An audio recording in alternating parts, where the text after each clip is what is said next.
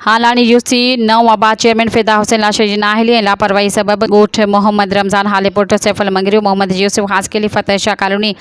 गाडेही मोहल्ला सोलंगी मोहल्ला ॻोठ जमाल ख़ासकेली समेत मुख़्तलिफ़ पाड़नि में महीने ताईं गंद जा ढेर बणिजी वञणु मामूल बणियल आहे। जॾहिं त गंदे पाणी जी निकाल जे नालियुनि जे वक़्त सिर सफ़ाई न थियण सबबि गंदो पाणी रस्तनि ते वहणु लॻो,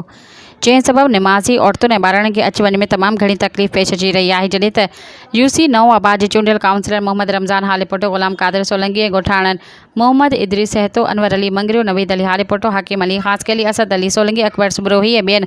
अवामी न्यूज़ HD सां ॻाल्हाईंदे चयो त यूसी नौ आबाद जे चेयरमैन ऐं ज़िले मेंबर जी नाअहली ऐं लापरवाही सबबि शहर में गंदगी जो आज़ार वधी वियो आहे। माहवार बजट 12 लाख रुपया अचे थी, पर इहा ख़बर नाहे त किथे ख़र्च कई थी वञे। हुननि आला अख़्तियारनि खे अपील कई आहे त यूसी नौ आबाद जे बजट में थियल करोड़नि रुपयनि जी करप्शन जी जांच कई वञे, ॻोठनि ऐं वार्डनि में सफ़ाई करे बीमारियुनि खां बचायो वञे। सब्सक्राइब कयो अवामी न्यूज़ HD खे ऐं ताज़ा तरीन ख़बरुनि लाइ ॾिसंदा रहो अवामी न्यूज़ HD।